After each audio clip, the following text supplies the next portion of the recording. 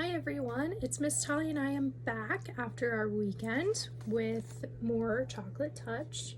When we left off, we had just read chapter 8 and he was in his orchestra room attempting to play his solo and his trumpet turned to chocolate. So that is where we're at right now. We're gonna see what happens. He just ran out of the orchestra room because he was so embarrassed. So today in chapter 9, let's see how it's going for John Midas. So, oh, the shame of it, the humiliation. John wept breathlessly as he ran, shocked and frightened, indignant and angry at the world that had suddenly turned against him. Mean old things, John thought, blaming Miss Plimsoll and Mrs. Quaver for his failures, even though nothing that had happened to him had been their fault in any way. Horrible old school, he thought, even though he had liked school until that morning. Hateful Susan, he thought, even though he knew at the same time that he was really longing for her to be friendly with him again. Through the window, Mrs. Midas saw John coming up the pathway. "Hello, John dear," she called from the living room. "You're home early today? How nice. As a reward, there will be a piece of chocolate after supper." "I hate it," John shouted. He was crying too hard to say anything else for a moment. When she heard the sound of his voice, Mrs. Midas rushed into the hall. "Why, what's the matter, dear?" she asked, putting her arm around him. John twisted away from her grasp, ran past her, and started up the stairs toward his bedroom. "Susan doesn't want me at her birthday party," he said as he went. "I know she doesn't. Well, I don't want to go to her rotten old party anyway." "I don't think you really mean that," Mrs. Midas said. "Besides," she added, and John was halted by the softness of her voice, "Mrs. Buttercup just telephoned to say she was going to drive over herself at 4 o'clock to pick you up." "She did?" John said, blinking down at his mother from top of the stairway. "Yes, she did," Mrs. Midas assured him, "so you'd better hurry and get yourself washed and brushed. Your party clothes are laid out on your bed." There were games on the Buttercup's lawn while it was still warm enough outside.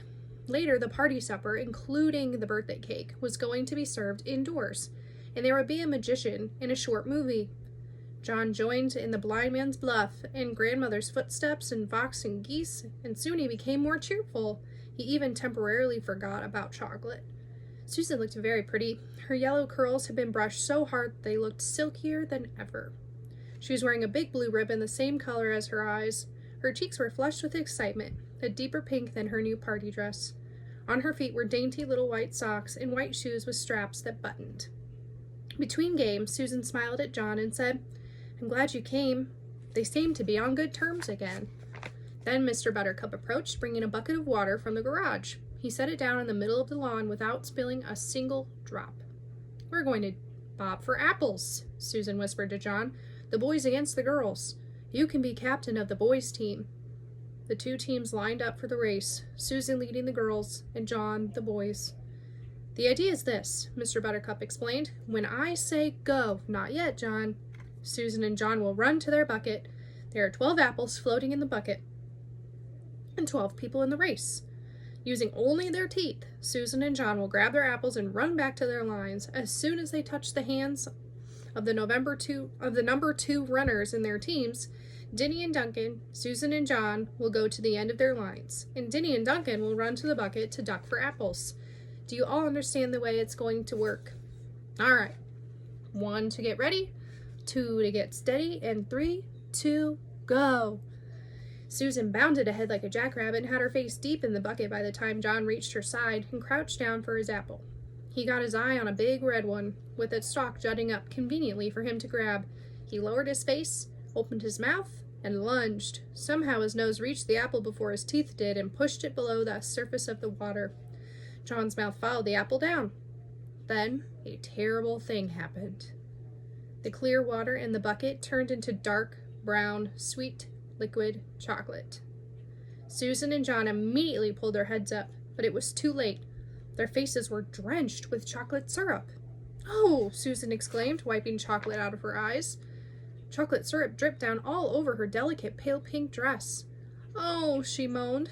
John was in the same state. There was chocolate all over his face. There was chocolate on his white shirt front and on his gray flannel shorts. And there was chocolate in his mouth. "Ugh," John said. "Ugh." Susan was too surprised and angry to speak. For the second time that day, she turned her back on John and ran away from him. Mrs. Buttercup offered to clean John up, but he couldn't bear to stay at the party another minute. He started off once for home. There they're bobbing for apples, and then the chocolate all over their faces.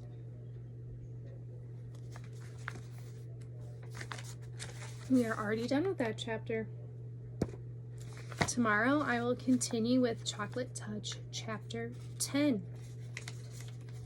Have a great day, guys.